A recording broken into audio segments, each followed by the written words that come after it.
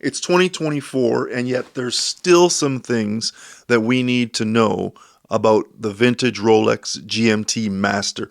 Not the 2, the original, the OG. Yeah, let's go.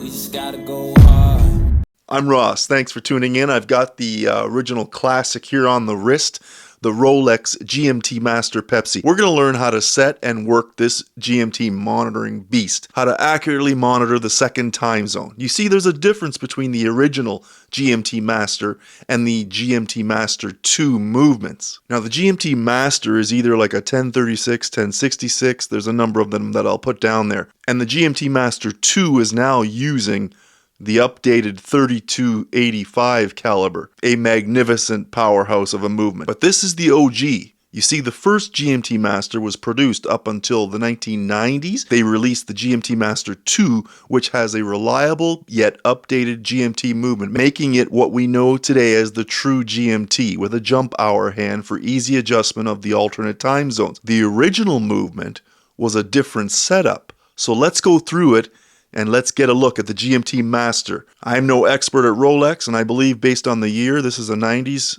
classic, so it quite possibly could be referenced 1675 or 16750. But thanks to Tommy for lending this one out to me. It's been great to have a hands-on with, and a full review is coming soon. Now, GMT's been the standard for world time monitoring dating back to the 1800s. GMT is based on zero time out of the UK. So based at zero, the time moving up or down further away from GMT or the UK, east or west, will then determine what hour set it is for the time zone, in particular where you are or where you're headed to. For example, here in Eastern Canada, we are at -5, 5 hours behind that of the UK, and LA is at -8 for 8 hours behind. And places that are further to the east, such as like Seoul, Korea, I believe they are like +8. Don't quote me on that one, but if you get my drift. Now, knowing the difference in hours in particular for the time zone that you're traveling through is quite relevant. You'll need to know that information when you're setting the watch. Now, getting back to the GMT Master, we have a very unique feature in it set up for the GMT hour hand. With this particular vintage model, the hour hand and the GMT hand are actually synced. So the GMT hand makes one rotation in 24 hours, whereas your hour hand will make 2 rotations. So in order to set the watch, quickly you want to set the watch to midnight, and then you can set your primary time based on that.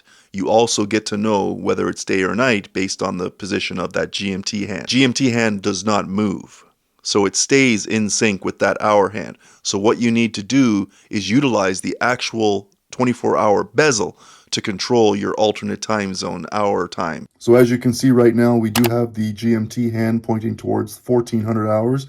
The 24-hour bezel is right at the top with the primary indicator position at the 12. It is almost 2 o'clock local time, and it's almost at the 1400 hours. So as you're aware, I mentioned the hour hand and the GMT hand with this particular model of GMT Master, they are in sync. They do not move independently. So it is a screw down crown with that great 200 meters of water resistance. All we do is we unscrew the crown, and you'll feel that spring. It'll pop out for you once you have it out. So it's now out. It's winding up that main spring. Now from this position, right away it's recommended not to change the date while the hands are above 9 o'clock and 3 o'clock. So if you want to pull it all the way out, let's say the time is going to be, why don't we just keep it simple? We'll set it for 2 o'clock, but we'll move the hands out of the way for now so that we can focus on the date. So from the first position, we pull the crown out. A rotation in a clockwise direction will allow you to change the date. So let's say it's the 7th of the month.